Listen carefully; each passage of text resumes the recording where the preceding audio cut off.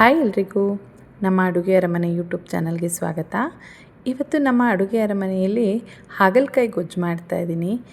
ಹಾಗಲಕಾಯಿ ಗೊಜ್ಜು ಅಂದರೆ ಸಾಮಾನ್ಯವಾಗಿ ಎಲ್ಲರೂ ಮೂಗು ಮುರಿತಾರೆ, ಆದರೆ ಈ ರೀತಿ ಟೇಸ್ಟಿಯಾಗಿ ಮಾಡಿಕೊಟ್ರೆ ಎಲ್ರಿಗೂ ಇಷ್ಟ ಆಗುತ್ತೆ. ಎಸ್ಪೆಷಲಿ ಮಕ್ಳಿಗಂತೂ ತುಂಬ ಇಷ್ಟ ಆಗುತ್ತೆ. ಈ ವಿಡಿಯೋನ ಫಾಲೋ ಮಾಡಿಕೊಂಡ್ರೆ ಯಾರು ಬೇಕಾದರೂ ಈಸಿಯಾಗಿ ಮನೆಯಲ್ಲೇ ಈ ಹಾಗಲಕಾಯಿ ಗೊಜ್ಜನ್ನ ಮಾಡ್ಕೋಬೋದು. ಬನ್ನಿ ಹೇಗೆ ಮಾಡೋದು ಅಂತ ಕ್ವಿಕ್ಕಾಗಿ ನೋಡ್ಕೊಂಡು ಬರೋಣ. ನಾನಿಲ್ಲಿ 3 ಮೀಡಿಯಮ್ ಸೈಜ್ನ ಹಾಗಲಕಾಯಿ ತೊಗೊಂಡಿದ್ದೀನಿ. ಒಂದು 300 ಗ್ರಾಮಷ್ಟು ಇರ್ಬೋದು ಇದು.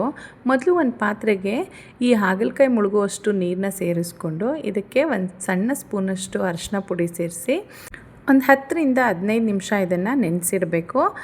ನಂತರ ಇದನ್ನು ಚೆನ್ನಾಗಿ ವಾಶ್ ಮಾಡಿ ತೆಗೆದಿಟ್ಕೋಬೇಕು. ಕೆಲವರು ಇದ್ರ ಮೇಲಿನ ಸಿಪ್ಪೆ ಮತ್ತು ಇದರೊಳಗಡೆ ಇರೋವಂಥ ಬೀಜನೆಲ್ಲ ತೆಗೆದುಬಿಡ್ತಾರೆ. ನಾನು ಯಾವ ಸಿಪ್ಪೆನೂ ತೆಗಿಯಲ್ಲ ಮತ್ತು ಬೀಜಗಳನ್ನು ತೆಗಿಯೋದಿಲ್ಲ. ಹಾಗಲಕಾಯಿ ತೀರಾ ಬಲ್ತಿದ್ರೆ ನೀವು ಬೀಜಗಳನ್ನ ಬೇಕಿದ್ರೆ ತೆಕ್ಕೋಬೋದು. ನಾನು ತುಂಬ ಎಳೆ ಹಾಗಲಕಾಯಿ ತೊಗೊಂಡಿರೋದ್ರಿಂದ ಬೀಜ ತೆಗೆಯೋ ಅವಶ್ಯಕತೆ ಇಲ್ಲ.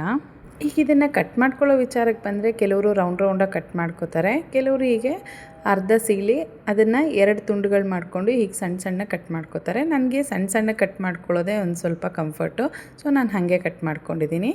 ಹೀಗೆ ಕಟ್ ಮಾಡ್ಕೊಳ್ಳೋದ್ರಿಂದ ಹಾಗಲಕಾಯಿಗೆ ಉಪ್ಪು ಹುಳಿ ಖಾರ ಕೂಡ ಚೆನ್ನಾಗಿ ಹತ್ತುತ್ತೆ. ಈಗ ಒಂದು ಕಡಾಯಿಗೆ ಸ್ವಲ್ಪ ಎಣ್ಣೆ ಹಾಕ್ಕೊಂಡು ಎಣ್ಣೆ ಚೆನ್ನಾಗಿ ಕಾದ್ಮೇಲೆ ಸಾಸಿವೆ ಹಾಕಿ ಚಿಟಪಟ ಅಂದಮೇಲೆ 4 ಹಸಿಮೆಣಸಿನ್ಕಾಯಿ ಹೆಚ್ಕೊಂಡಿರೋದು, 2 ದೊಡ್ಡ ಈರುಳ್ಳಿ ಅದು ಕೂಡ ಸಣ್ಣಕ್ಕೆ ಹೆಚ್ಕೊಂಡಿದ್ದೀನಿ ಸೇರಿಸ್ಕೊಂಡು ಚೆನ್ನಾಗಿ ಟ್ರಾನ್ಸ್ಪರೆಂಟ್ ಆಗೋವರೆಗೂ ಹುರ್ಕೋಬೇಕು. ನಂತರ ಇದಕ್ಕೆ ಹೆಚ್ಚಿಟ್ಕೊಂಡಿರೋವಂಥ ಹಾಗಲಕಾಯಿ, ಅರಿಶಿನ ಮತ್ತು ಉಪ್ಪನ್ನ ಸೇರಿಸ್ಕೊಂಡು ಒಂದು ಸರಿ ಚೆನ್ನಾಗಿ ಮಿಕ್ಸ್ ಮಾಡಿ ಇದನ್ನು ಲಿಡ್ ಕ್ಲೋಸ್ ಮಾಡಿಬಿಟ್ಟು 5ರಿಂದ 6 ನಿಮಿಷ ಕುಕ್ ಮಾಡ್ಕೋಬೇಕು. ಲಿಡ್ ಕ್ಲೋಸ್ ಮಾಡಿ ಬೇಯಿಸೋದ್ರಿಂದ ಹಾಗಲಕಾಯಿ ಹದವಾಗಿ ಚೆನ್ನಾಗಿ ಬೇಯುತ್ತೆ. ಈಗ ಒಂದು 80% ಬೆಂದಿರುತ್ತೆ ಹಾಗಲಕಾಯಿ. ಈಗ ಇದಕ್ಕೆ ಹೆಚ್ಚಿಟ್ಕೊಂಡಿರುವಂಥ ಟೊಮ್ಯಾಟೊ ಸೇರಿಸ್ಕೊಂಡು ಒಂದು ಸರಿ ಮಿಕ್ಸ್ ಮಾಡಿ ಮತ್ತೆ ಲಿಡ್ ಕ್ಲೋಸ್ ಮಾಡಿ 5 ನಿಮಿಷ ಇದನ್ನು ಲೋ ಫ್ಲೇಮಲ್ಲೇ ಕುಕ್ ಮಾಡ್ಕೋಬೇಕು.